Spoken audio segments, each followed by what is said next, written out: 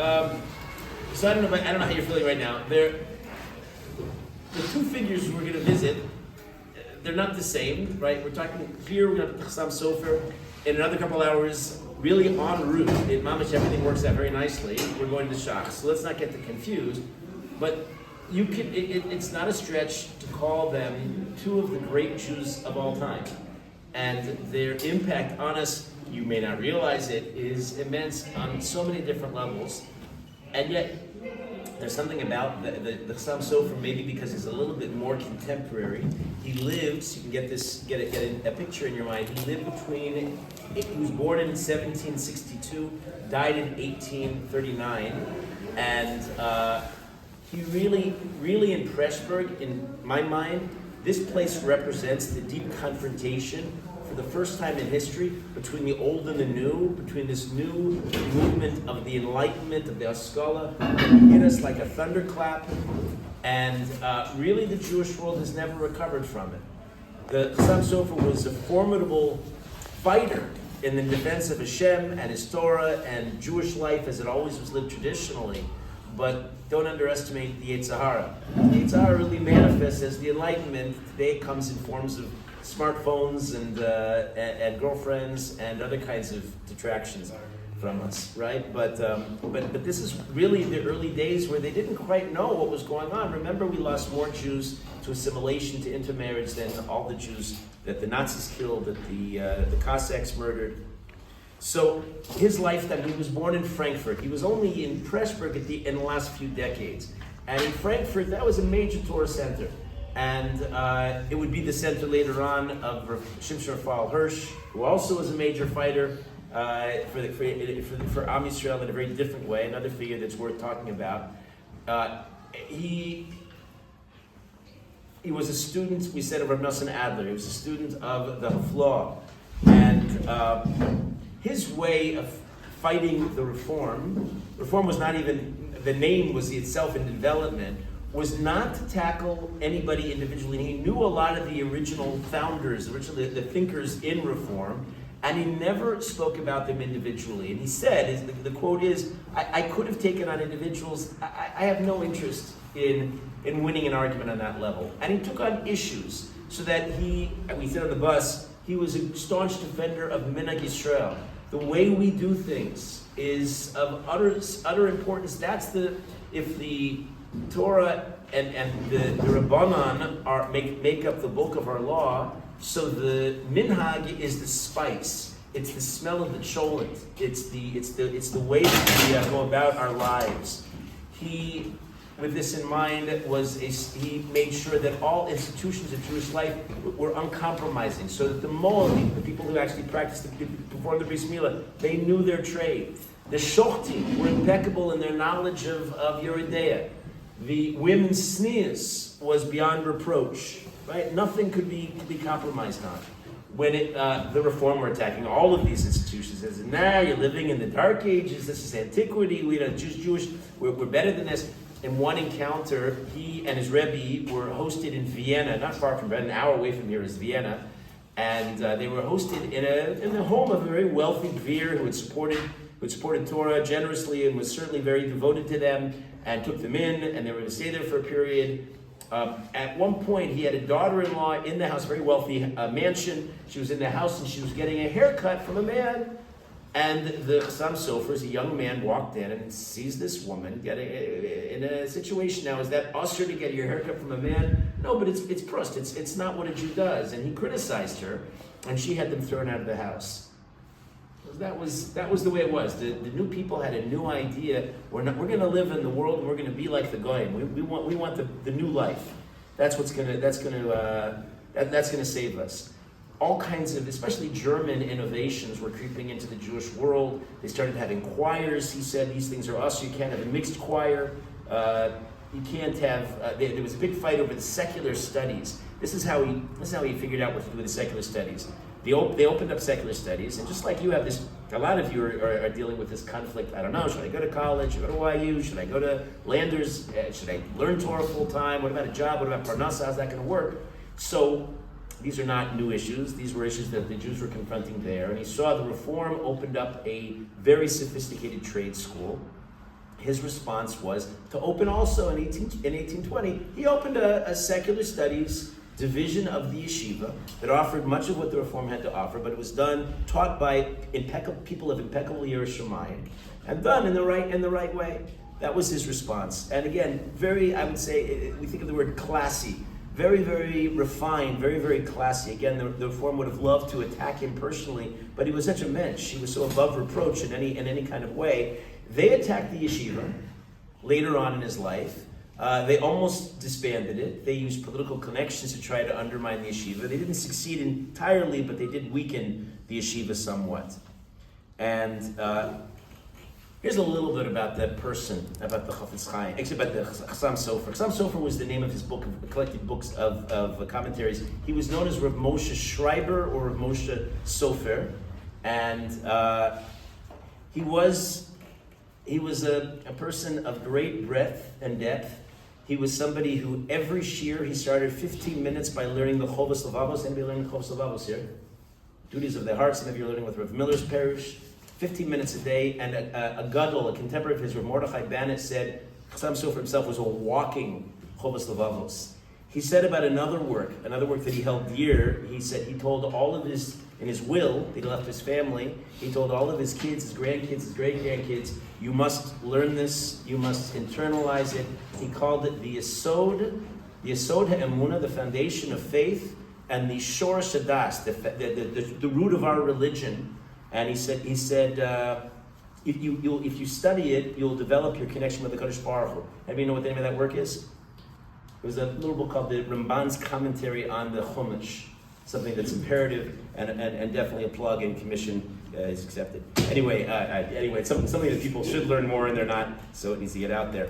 But he was a major advocate. He said it's you have the Ramban in virtually every Jewish home, every Jewish library, the most common book on the bookshelf and the least used because of its enormity and its overwhelming nature. He woke up in the morning at 4 o'clock. This is a day in the life. He never went to sleep before midnight. He went to a mikveh unheated, of course. He left the mikveh, put on his talis and tefillin, walked to shul in his talis and tefillin. His davening, he davened very slowly. When he was a kid, he davened slowly, and all the kids made fun of him. But he was very still, very regal, very, very majestic. But often he'd break out in tears, quietly.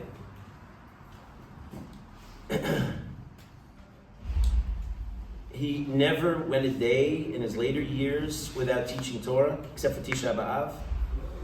And yet, he was a person of immense simcha and warmth. We tried to say that on the bus. So he was makdim shalom l'kol adam.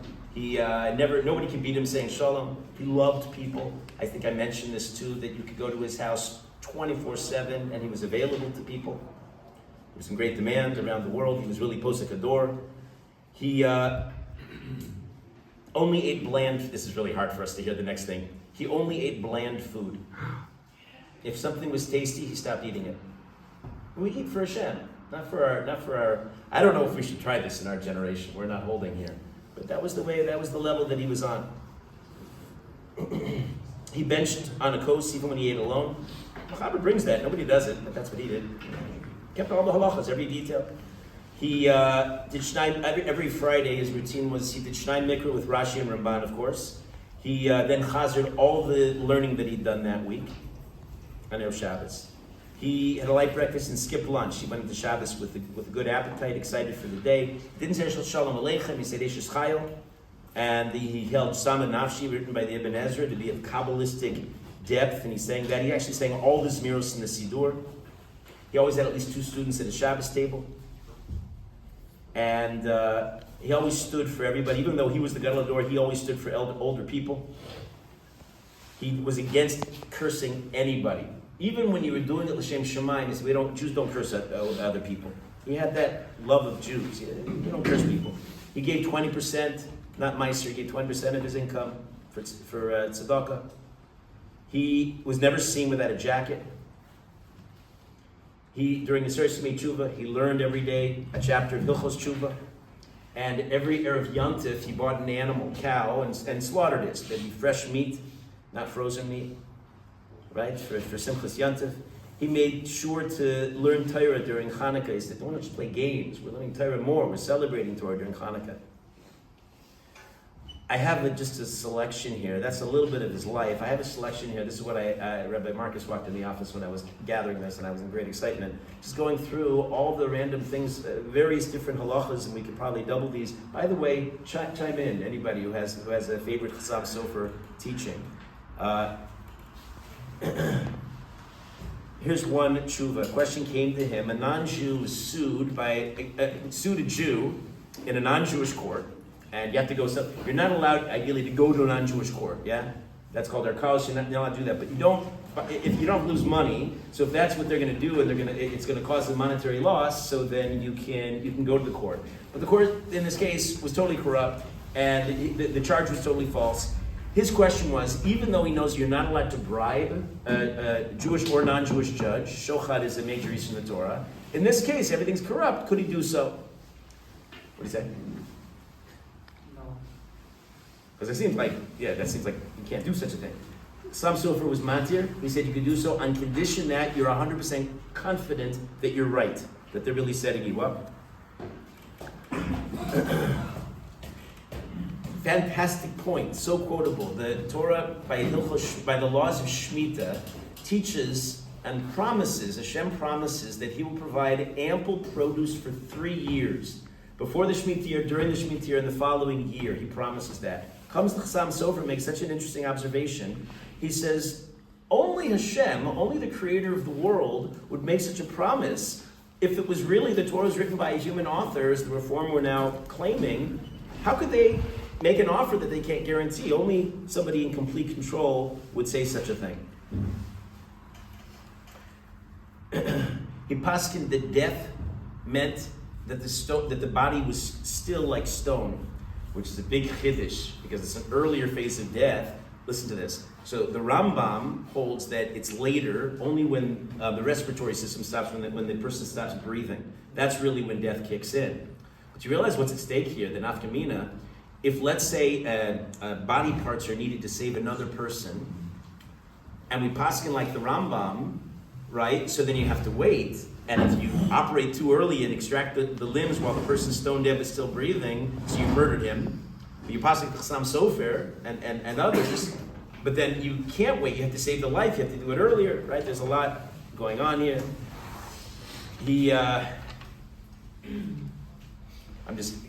I'm cherry picking right now, I'm not giving you everything, but these are just a few of the ones that stand out in my mind.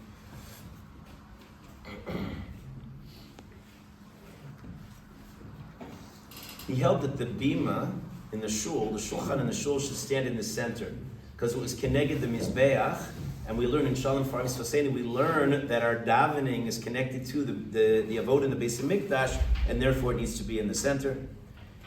He held by, like most people held, certainly wearing a kippah already, we mentioned it on the bus, was an obligation, and not wearing a kippah was a violation of B'chukosei Lo Silechu, because to go with bareheaded today is to walk around like a goy. He held the person who did walk around without a head covering was a poshea, was a chatzuf. We mentioned this earlier too. Like Rav Chaim Vital, Chasam Sofer elaborates, there is a person alive in every generation that could be Mashiach. And like Moshe Rabbeinu in these parshas that we're reading, he doesn't know who he is. Be aware that we're living in the times could be right. There's a lot to say about Eretz Yisrael and the Kedusha of Eretz Yisrael. He says, and the Isser of leaving Eretz Yisrael, he explained why you're not allowed to leave Eretz Yisrael. What are we doing here? He said that it's because there's Kedusha and Maila, whether you perceive it or not, there's an elevated presence. As the Gemara in Baba Basra says, Avira the Eretz Yisrael Machki makes you wise. He held to rebuild the Beis Hamikdash. He held like the majority of the Rishonim against the Rambam. To rebuild the Beis Hamikdash, it's not something done through human agency. I just took my students, my Gemara shir on Thursday to the Machon Mikdash, the Temple Institute, that they recreate. You've seen all around the Jewish quarter, the menorah there, that's all the Temple Institute, and they recreate all the kelim, all the bigdei kahuna, not to have a museum. Their intention is to use all those vessels in the Beis Hamikdash, and they claim that follow the sheet of the Rambam. The Chasam Sofer would absolutely reject the place and say, no, we need the directive of a Navi. We don't have a Navi, we don't have a prophet. We can't preempt, and the Kadosh Baruch Hu will bring us the Geula. One of his students, Tzvi Hirsch Kalisher, interesting figure, is sometimes considered the father of the modern Mizrahi Dati Leumi national religious world. He wrote, this is after already he published already after the Chasam Sofer had left this world, but he published a famous book called Drishas Sion, in which he was suggesting formally ideas that he'd been working on for decades, even during the life of Chasam Sofer, that Jews should come back to Eretz Yisrael and proactively come to rebuild the Jewish state.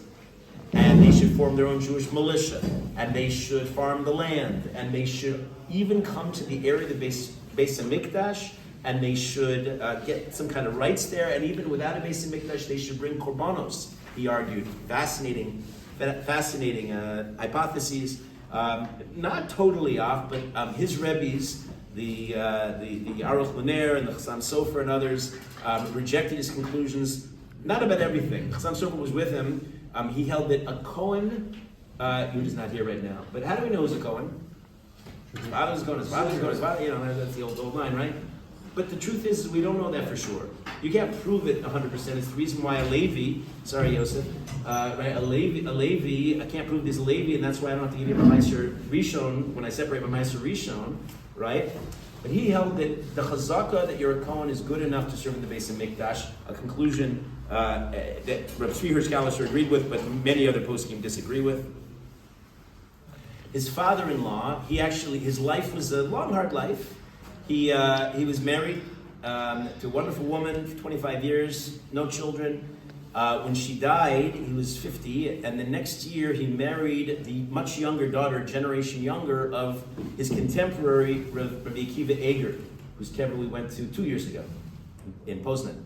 And they had great mutual respect. The second wife bore him 11 children.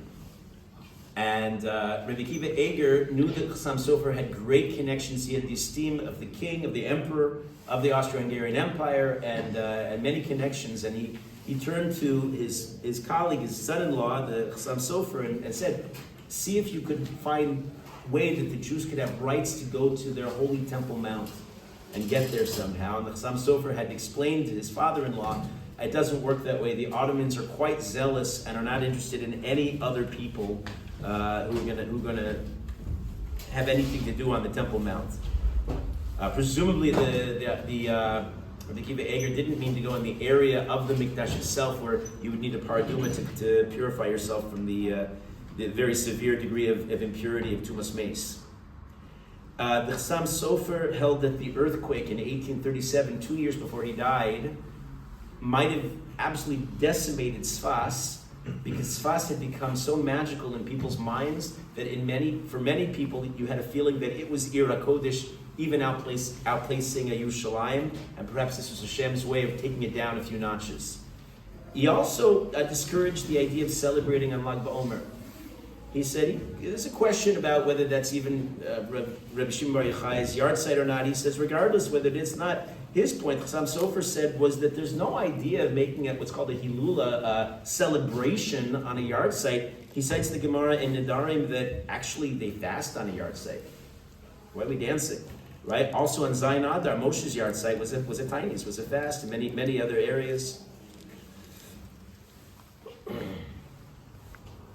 The yeshiva thrived under him. He was a magnet. He had phenomenal students. Of his students, he has the Machzis Shekel, Reb Shik, his own sons, the Chasam Sofer, who will go to the kever of the Chasam Sofer in a few moments. It's hard to be a son of such a towering father, but Chasam Sofer was a gadol in his own right, and we'll say a few things over in his name. From this yeshiva, you have great Jews. They came from this. Rosh Shraga Feivel Mendelovich was a Pressberger, and he went on to found Torah V'das in Brooklyn, which anybody here on my tour the summer before last, we did a Derech tour. We included Torah V'das a little bit, and We already explained a little bit that his impact is huge in Eretz Yisrael and Yerushalayim, not just the Yusinskis, but Machziki Hadas, and really the Eda Haredis, the Haredi world, Mea Sharim in general, owes a debt to the Chasam Sofer's uncompromising standards. But he was, within all of this, he emerges as such a real figure. I encourage you to read the biography yourself, because his kindness, the fact that he was kulo Torah, he was entirely for Torah, entirely for Hashem, as you hear in just this little survey. Really, he's a role model for us as Jews. When his 6-year-old son lay dying, and the doctors said there's no hope, and they gave up on him, so the Chasam Sofer, already an older man, went to the corner to daven. And he davened that he should have a yovel. Yovel, of course, is 50, right? So he davened that he should have a yovel. And suddenly the child screamed out, Shema. Suddenly, and recovered. And they asked Chasam Sofer, what did you do, a magic trick? He says, no. Ein yeush ba'olam. We never give up. We never give up. Kadosh Baruch Hu runs the world. The 6-year-old boy who grew up to be the Chasam Sofer, Rav Avram Shmuel Binyamin Sofer, got a door in his own right, and he lived another 50 years. I'm going to tell a little bit more about his life later on. Anything you have in Chasam Sofer? Let's go. If you haven't been in a basic faros in 30 days, and some say if you haven't been in this basic faros in 30 days, you say a bracha. Bracha is this. You can answer Amen, or I can lend you this. I'll be motzi if you want, or you can say it yourself afterwards. I have the text here. Baruch atah Adonai Eloheinu melech haolam asher yatzar eschem badin, v'zan v'chelkel eschem badin, v'henis eschem badin, v'yodea mispar kulchem badin, v'hu asi lachayoschem, v'lekayim eschem badin, Baruch atah Adonai mechayem esim. Atah gibor le'lam Adonai mechayem esim, atah rab loshia, v'chalkel chayim, v'chesed, mechayem esim, v'rachamim rabim, somech noflim, v'rofei cholim, umatir asurim, u'mekem amonasol l'shinei afar. Mi chamocha ba'al gevros u'nidom elach, melech memis u'mechayem atzmech yeshua, v'neman atah lach yos mesim.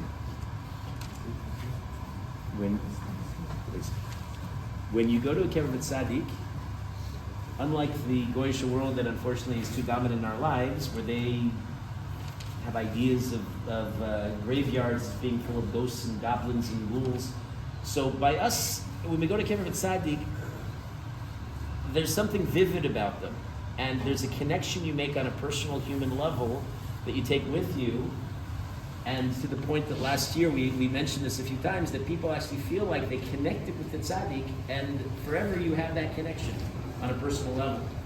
And we have to be very careful. The tzaddik has no extra powers, as awesome and as almost otherworldly as they seem in our lives. They're also human beings, basar v'dam. And so why do you have to come and daven by the kever tzaddik?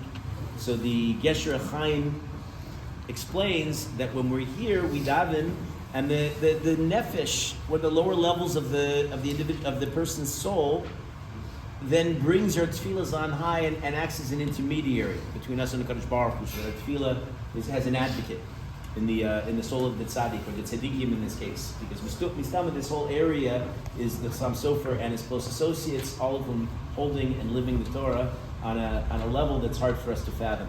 In the world today, we're just so removed from their life that they were kulo Torah. Everything about their existence was Hashem. Shivisi Hashem Laned told me.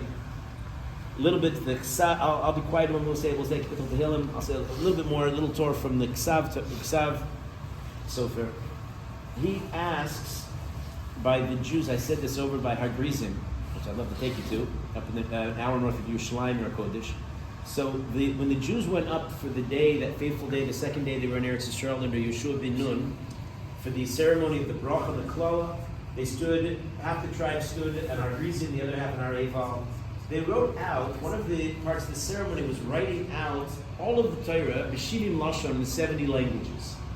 Ask Chasam Sofer, what's the point of writing in 70 languages? Are we trying to write for the Goyim that they should know the Torah? But we also know the Gemara in Sanhedrin teaches us that Goy Shalom Torah Chayiv Misa, a Goy is not permitted to learn Torah, so what's the purpose of writing it out?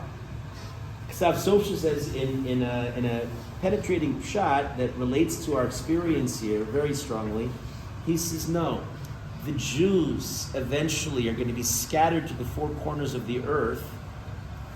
They'll be speaking 70 languages, and they have to know wherever they are, wherever they go, whatever culture they adopt, however assimilated they become, the Torah will speak to them. It's Shivim Lashon for the Yidden themselves. And Sofer, the term Sofer, they took on as a family name, as Sofer, as Ezra Sofer. A Sofer is somebody who counts the letters of the Torah. We'll learn that in our Gemara in the first parak of Kiddushin, talks about the idea of a Sofer. There's somebody so expert in the words of the Torah that they're able to write it and convey it and explain it to Yidden. Rabbi Marcus, want to lead us with the Kippur Helen?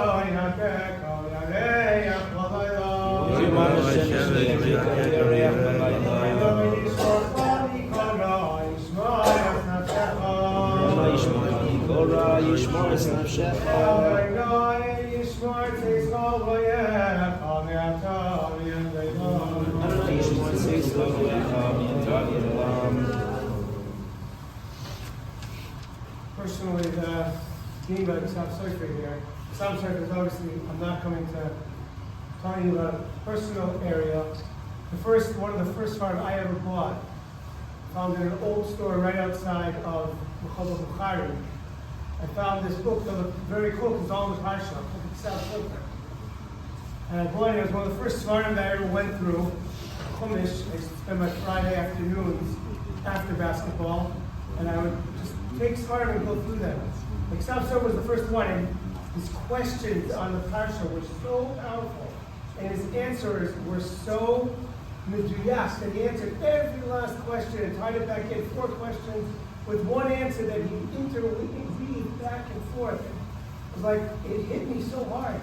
This is not even his ikr, this is his chumash sleeper, as opposed to all the shiurim and everything that he gave on Gemara and everything else. And it just it brought it to life for me. And I know personally, after learning the Sefer and going through it, I was like, I want to be like that.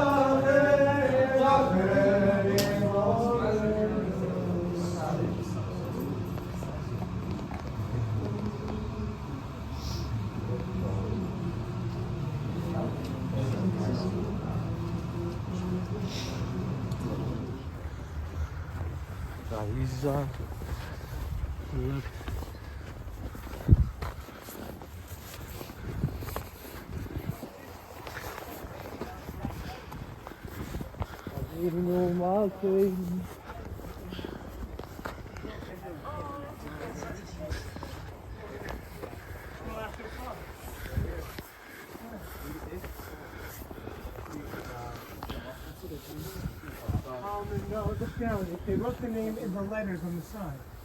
That's Talmud. Next one. What does it say? Yeah. Who are the other two? We don't know. I don't know. You know, you have tens of thousands of people, right? There we go. What's that over there? Avram Shmuel Binyamin, is that right? Good eye. Sofer. Wow. Wait, it's not these big ones? Why are these two? Be very careful not to step on a kever. We're near the rock part?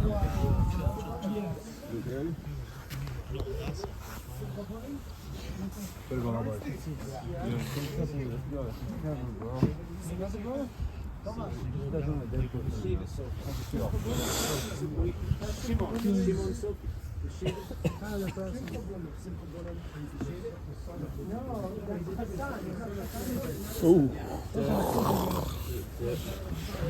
You okay? Yo, you stepped on the kever. Yeah.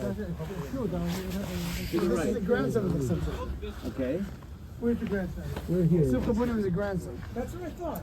This is Chasam Sofer. You wrote a sefer Chasam Sofer. Chasam Sofer, that's right. Chasam. Yes, that's Chasam, and this is No, you Chasam should have been about like Chasam Chasam Sofer's right here. He actually live in the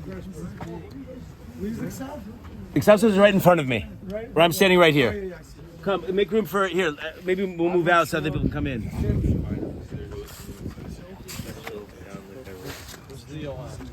Why doesn't it say the yahrzeit? Bottom, no?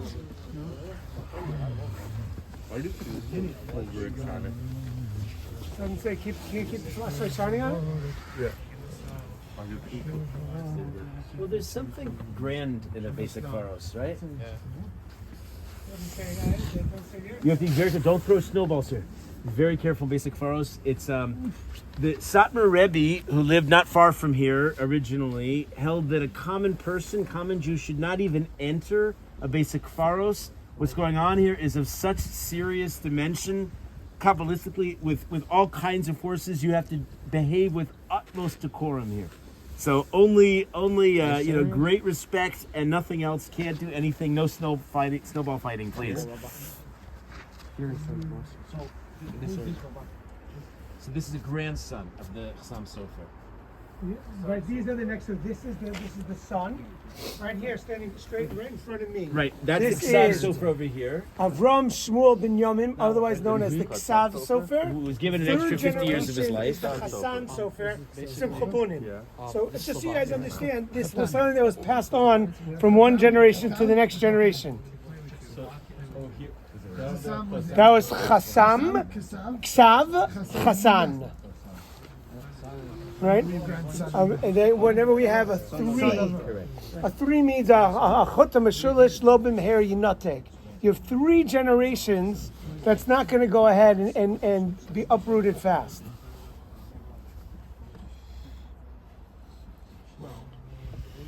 I feel like we should sing a nigga, no? People, Shamalos, Mamakim Krasi Chadonai.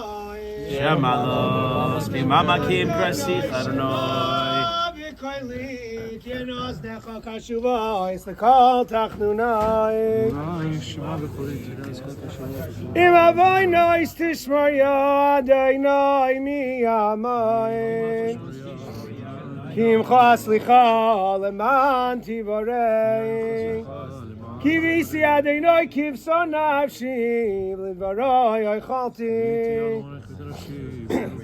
Nafshi adinoi mishomrim laboike shomrim laboike Yachel adinoi Chel Yisrael El Anino Hakim Adonai Chesed Rabbi Meifindos V'ho Yifdes Yisrael Mikol Avoy Noisav Who yifdes Yisrael mikol avodasav.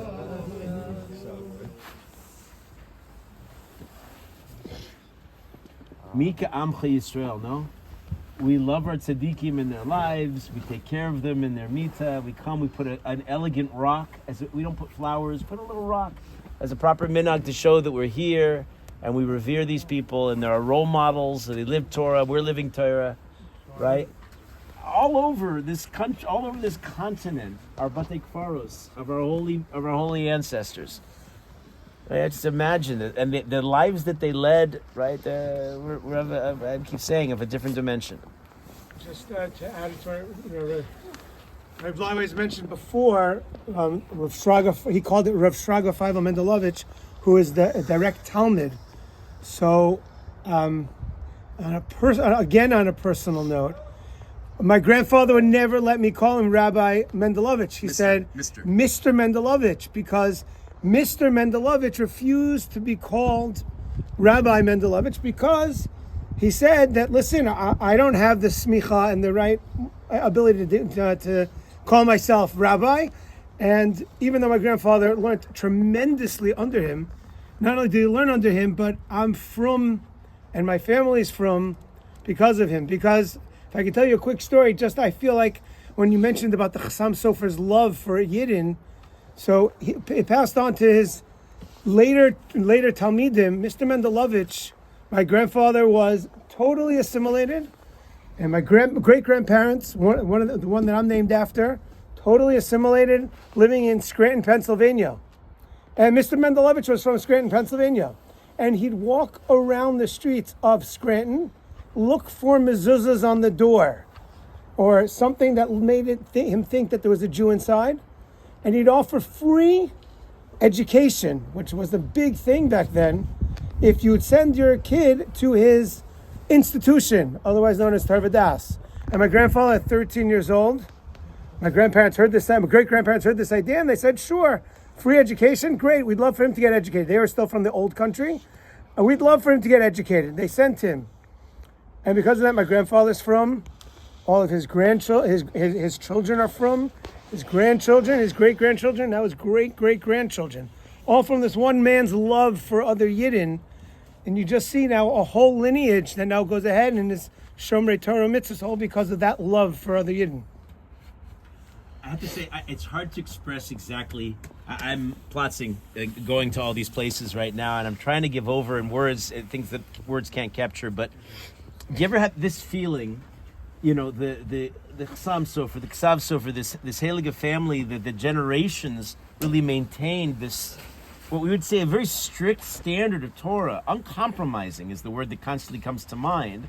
The Eda Haredis, the Haredi world, to some degree, is formed in their image, and the same family. You think, you'd think, they're so foreboding and so on, is so overflowing with Avos Yisrael. And that's not a contradiction, because when you really are that connected to Kadosh Baruch Hu, you see in the eyes of every Yid, you see a neshama, you see the Tzelem Elokim, right? And there's a grandeur, and at the same time, something incredibly accessible and down to earth. Incredible idea I saw from Chasam Sofer in Parshas Shmini. There, Chasam Sofer explains the unusual death of Nadav Avihu. People don't hear you so well.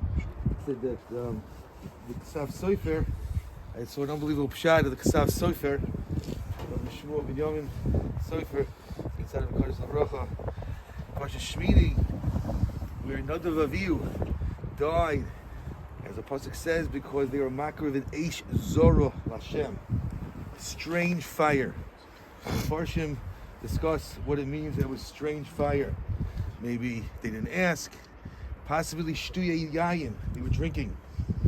Question is whether that makes sense or not, etc. But Bekitzer, Chasam Sofer asked, why would they be drinking wine? So he answers that they drank wine, Nadav Avihu, to lift up their avoda. So why were they punished? Says the Chasam Sofer, the avoda of Kohanim has to be a simcha shel mitzvah, unadulterated, without any itzdarfus of anything from the outside, without any joining for anything from the outside. It has to be a pure simcha shel mitzvah. Enjoy that pshat tremendously. So many times we're looking for outside influences to lift us up emotionally, lift us up spiritually. But really, our avoda, the avoda kohanim, is begetting a simcha shel mitzvah, our avoda, our happiness from our avoda, from within ourselves only, with nothing else. It was so profound.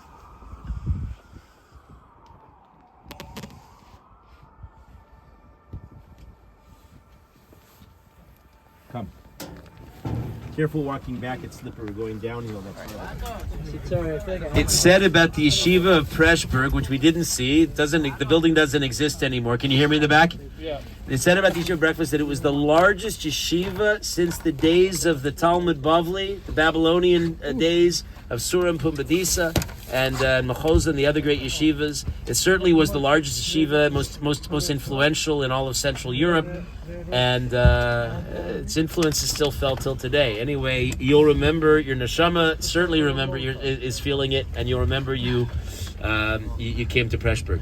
We are on the way. We have another, every journey today is a couple hours or so. We have another couple hours. We're going to be going, Tomasz points out, to 5 different countries in one day. 5? Right. Four. Not that countries mean all that much. It's the way the modern world is divided. But we were in Eretz Yisrael. We were in Hungary and now Slovakia. Next stop, Czech Republic, on the way to Poland for the night. What? Yeah, the Holešov is located in the Czech Republic over that border, and then we'll pass into South Poland into Auschwitz. Check that the person next to is here. Check. Oh. Yeah. Can we get water now, please? Oh yeah, Thomas, we need water. Lights back on for a second. Okay. Sorry, are you all here? I go into overwhelm when. Pen over to the building. Yuda, come. You're coming in here. No, pen over to me. It's cool.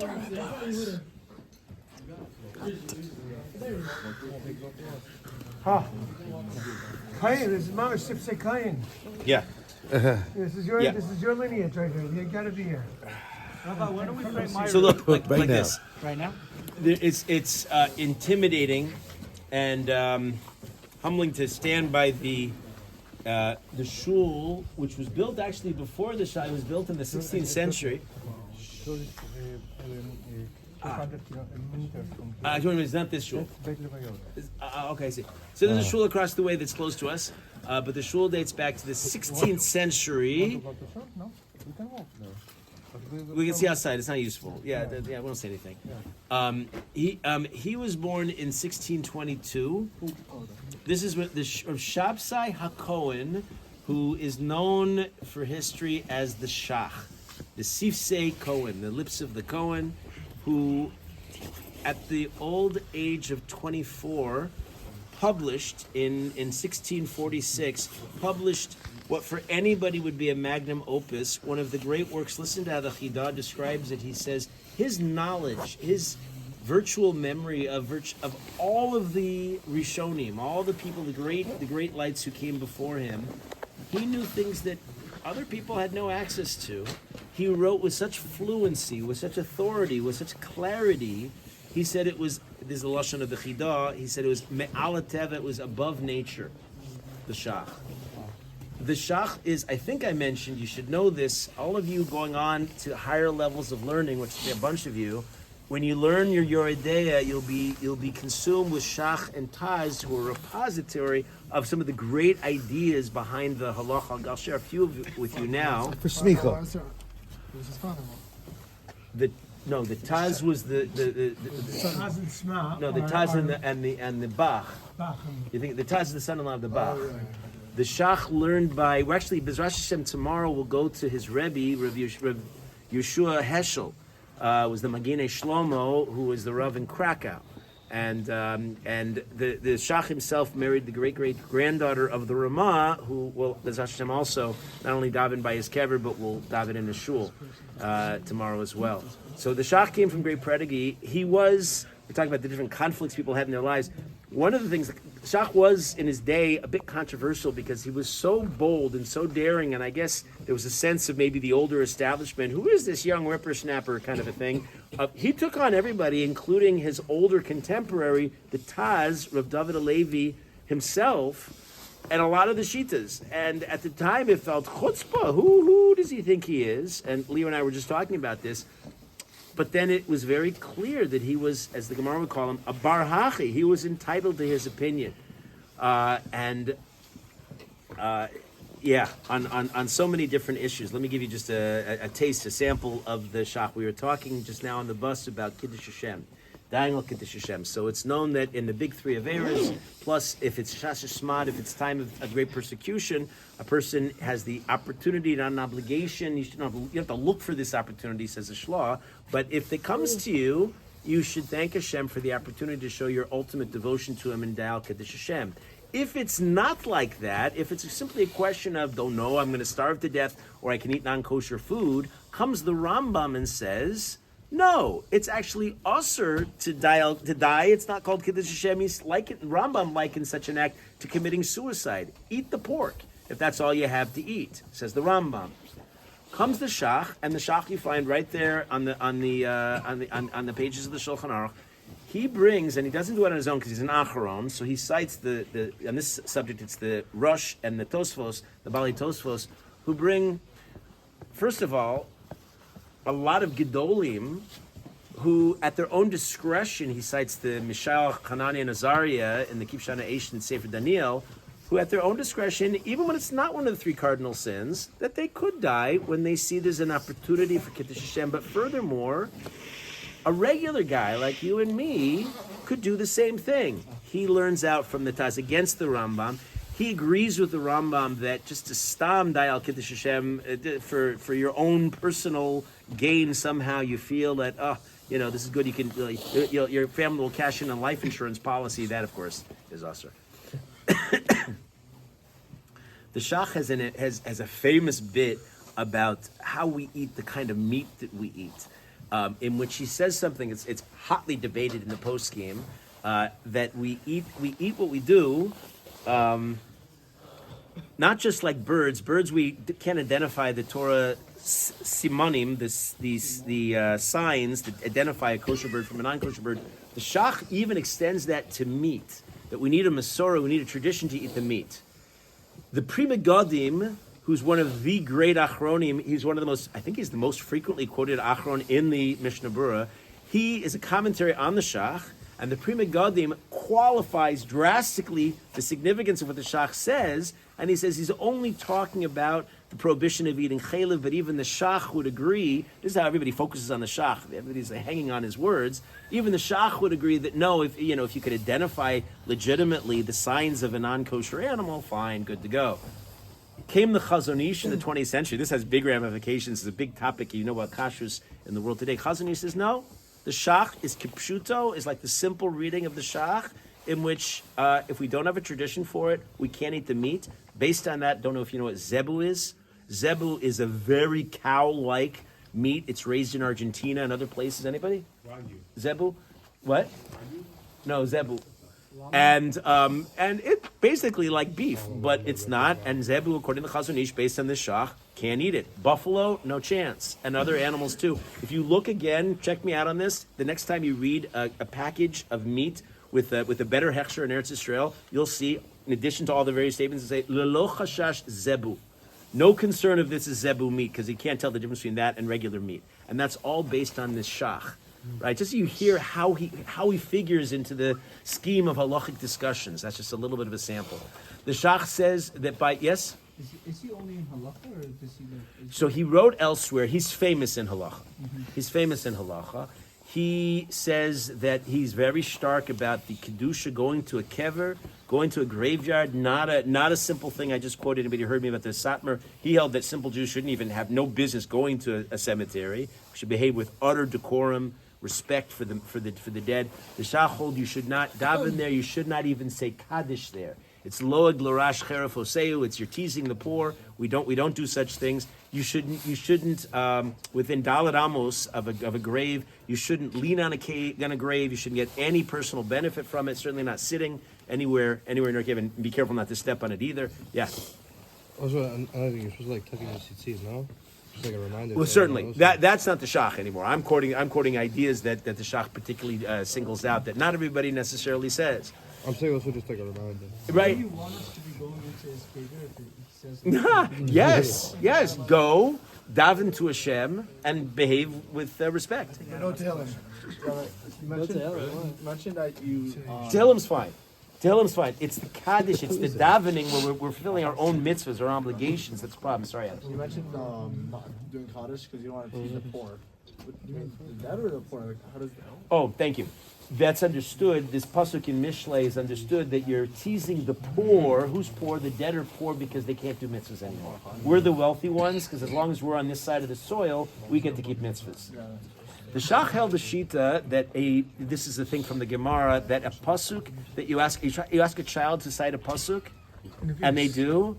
It was legitimate, and it was a form of ruach hakodesh, and that you should pay attention when a child reads a pasuk and don't take it lightly. The Shach held against the Rambam, but based on, as we were just talking about, based on Rishonim, he held against the Rambam. The Rambam held that you cannot make a parnasa by teaching Torah, something that in Derech today we're very machmir on.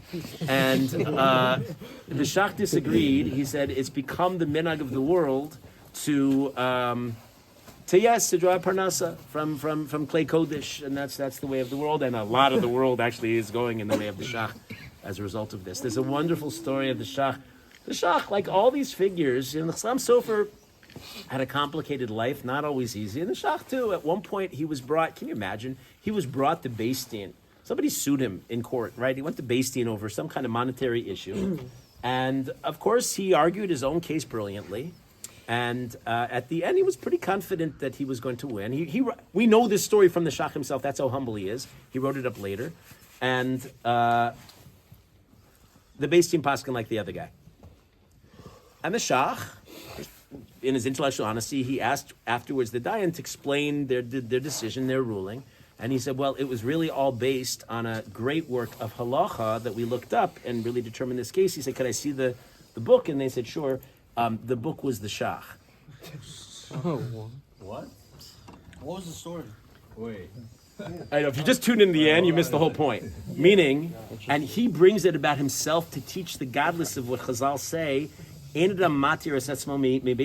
person is blind to his own limitations. That's why a person has to disqualify himself as a dayan, as a posek when it comes to his own issues.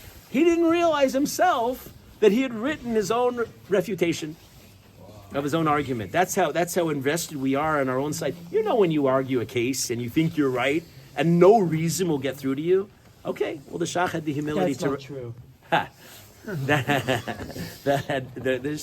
Shach had the humility to explain that Shach lived, lest you think what we're going to do tomorrow is a distinct experience. We have to say this. The Shach lived during one of the many, many, many dark periods of Jewish history. You should know what this is very briefly. He was alive. He was 2 years after he published his book at the age of 26. He was alive during that generation's Holocaust, what's referred to as Tach B'Tat, which is the Hebrew calendar date of 1648, 1649, the Khmelnytsky uprising. Bohdan Khmelnytsky was a Cossack, and they were outraged. They had no beef with the Jews. What were they doing? They were outraged that that their Polish landlords were charging too much money. So they went rampaging through Ukraine and through Galicia and all these heavily Jewish populated areas. And so they couldn't easily get to their targets, to the Polish landlords. Well, the Jews are easy prey. Let's go attack and burn down villages. Till today, we don't even know how many Jews were murdered. The estimates range, get this, between 100,000 and 800,000 Jews were murdered. And murdered in the most vile kinds of ways. I mean, we don't skim from reality, and this is There were atrocities that were committed during the Cossack massacres that had never been done before. Certainly, Jews were maimed and murdered, and raped and despoiled. Whole villages decimated, wiped out, no survivors. Women, pregnant women, the babies were grabbed, were torn out of their bellies and replaced by cats, where they sewed the woman back. The Shach describes, in his own testimony of the account, the cruelty of the Christians, how they would come with this smooth, teasing tone of voice. They would come and they would say, "Why do you Jews stubbornly maintain your way, refusing to see the great way of our Savior? Come and be like us." And he testified, there was never a time of group apostasy during this period. The Jews, with their devotion to Hashem, said Shema Yisrael in the face of their oppressors. The Shach survived this. Others survived also during this period. The Rav Moshe Rivkas was alive during this time. He was the ancestor of the Gra, and the testimonies are horrific. Really, it was the first 2 years. For years, the first community devastated was the community of Nemerov, and Chaf Sivan became the day of commemorating these attacks. But after attacks like this, the devastation didn't stop.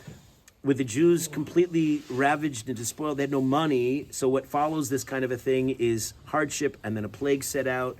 And really, for 10 years, it was a 10-year-long series of events that wiped out the Jews in this entire region. And the Shach survived everything. He died. He lived 42 years. He died in this area. He was the Rav of Holešov, small Jewish area. The shul again had already existed. That's across the way. And he's buried here, and it's a huge privilege that we, Baruch Hashem, get to come here.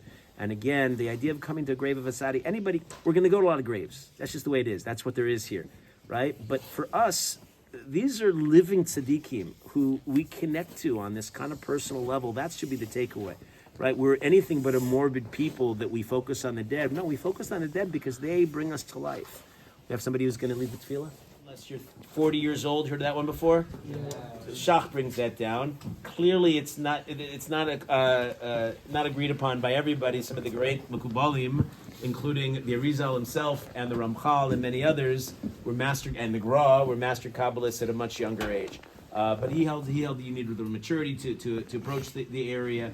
He held that if you pledged money in tzedakah, or you designated a certain money that you were holding for a certain tzedakah, you can't change. You have to give it to that thing that you already held, that had the force of a neder, of a vow.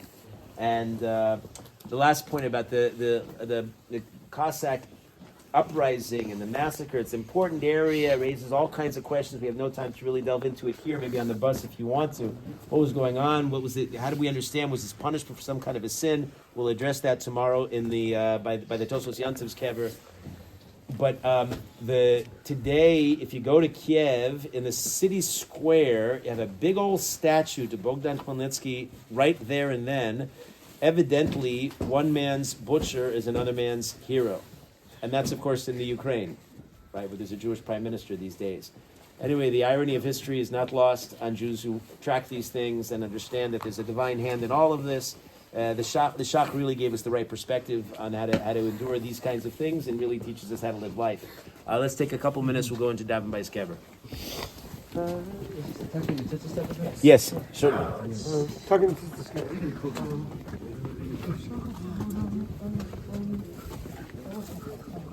You did. That was later, and it's here. It's on the back. It's not one of the primary. Oh no, I'm on the back. Look, the shop is right where the Kaz is. The Kaz is lower.